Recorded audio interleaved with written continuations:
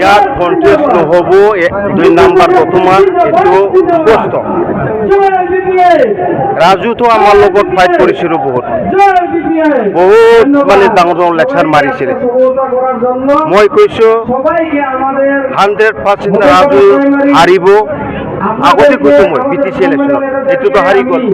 ইয়াৰ ৰবিৰাম লগত ক'ত যুঁজ কৰি ক'ত পাৰিব। ৰবিৰাম নাৰ্জাৰী এনেই ডিক্লেয়াৰ কৰিলে হৈ যাব আজি। গতিকে ইয়াত 2 নম্বৰ তোমাৰ আমাৰ BPF বা এলায়েন্স আমাৰ NDA কেণ্ডিডেট ৰবিৰাম নাৰ্জাৰীৰ লগত কোনো যুঁজ নহ'ব। ইয়াত বিপুল ভোটত ৰবিৰাম নাৰ্জাৰী জিকিব, এইটো 100%। এইবাৰ ইলেকশ্যনত UPPL শূন্য হ'ব নেকি, কি ভাবে? এইটোতো আপোনালোকেও গম পায়, শূন্যটো হ'ব। ক'ত জিকা ক'ত অংক আছে, কোনটো সমষ্টিত, ইয়াতো আমিতো দেখা নাই। যদি আপোনালোকে দেখি যে আপোনালোকে কওক, শূন্যটো হ'বই, শূন্য হ'ব, এইটো খাটাং। আপোনালোক 15টা জিকিম, এইটো 100%। মানে চৰকাৰৰ যে আপোনালোকে এটা মেইন অংশীদাৰ থাকিব, তেনে ক্ষেত্ৰত চৰকাৰৰ পৰা কি ধৰণৰ আপোনাৰ উন্নয়ন আদায় কৰিব বুলি আপুনি ভাবে?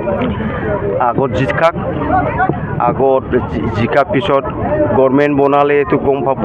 15টা চিটত যদি জিকে আমি 3টামান মন্ত্ৰীটো এনেই পাই যাব। মন্ত্ৰী হ'লেতো আমাৰ BTCৰ কাৰণে বহুত উন্নতি কৰিব কাৰণে ফাণ্ডটো আৰু বেছি পাম। BTCটো আছে এক্সট্ৰাকৈ আৰু বহুত মানে মন্ত্ৰীৰ থ্ৰু আমি BTC ডেভেলপ কাৰণে ফাণ্ডবিলাক পাই যাব।